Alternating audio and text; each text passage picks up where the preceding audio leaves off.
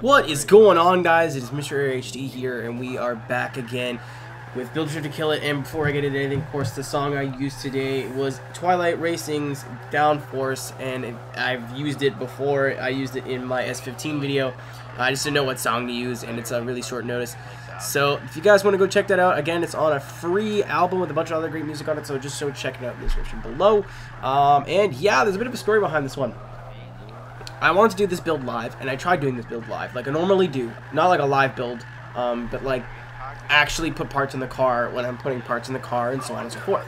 But I built it, it's in S-Class, it's in S-Class as well, unfortunately. But I built it to 850 horsepower, and then I tried tuning it. I had made the gears way too short, so I backed out of that lobby, I fixed the gears.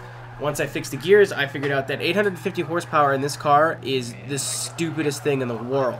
So then I backed out of that, and I was like, whatever, I'm just going to use that anyways. And then I looked, and it turns out that it failed the recording for whatever reason. So I was like, okay, whatever.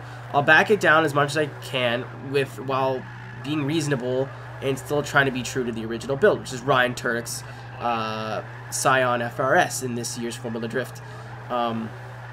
So it said on the FD website that he had 850 horsepower, and of course he has a 2JZ. We can't put a 2JZ in this car, so I put a 3-liter flat 6 in it instead, with 850 horsepower, and it says it has 275s, so I put on 275s. Oh, sweet dear Jesus, it was difficult to control. But I dropped it down to about 600 horsepower. Thank you there, by the way, chum. Dropped it down to about 600 horsepower. Left it at 275s, left it at sport tires, left it at race weight, and it's still like 10 or 15 points in S-Class, but it's still like 10 or 15, it's still a 500 horsepower overpowered. It's to the point now where it's controllable, and it's not like, holy shit, every time I get on the gas I'm backwards, but, you know, it is a lot of feathering and a lot of really tapping the throttle, which is not my style. I don't really like that. Some people do, and for those who do, you know, good for you, but I kind of like when I don't need to do a lot of throttle control. I'd rather my control be in the steering than in the throttle. But, so it's got a bit too much power for me. Also, Prague is like the worst track in the game, period, for drifting. I hate it. But in these corners coming up, like these long sweepers, car was actually pretty good. It handled fairly well. It had enough power. It had plenty of power at like 620. Because its car is very light. I think it's like 2,500 pounds. And, you know, it handled pretty decently. It didn't really fight me as much as I thought it was going to, and especially since the wheels were spinning so fast, like, yeah, if anyone knows how to get rid of that drifting away thing, please let me know. And yeah, and because of all wow, why can't I think of it? Elevation changes. Some of the corners are a little bit more difficult. I don't know if that's just the way the car's set up or that's the way the game is, but it's kind of twitchy when it's going downhill, like big downhill drops. But when it's on these flat parts, it's actually pretty good. You know, I don't really have any complaints with it.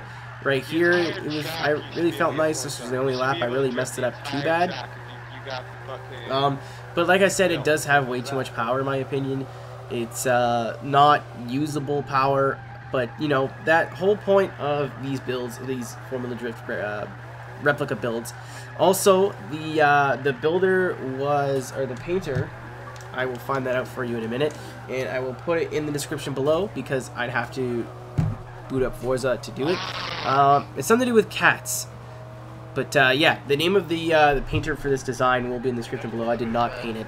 But the whole point of these is try to make them as much like the real life version as possible, but really to drive this car with 850 horsepower and this engine. It's a really good engine too. It's twin turbo, and I was expecting it to be really really unresponsive because of the cams and the turbo that was in it, but like no matter what build I had it, this thing made lots of power on the low end. But yeah, this was interesting. I would not recommend this car with this much power. I'd drop it down to about 550 and try it again. And maybe we'll do that, you know. This doesn't have to be the last time this car is seen in Build Drift to Kill It. But anyway, guys, thank you very much for watching, and I will see you tomorrow, hopefully. So, later.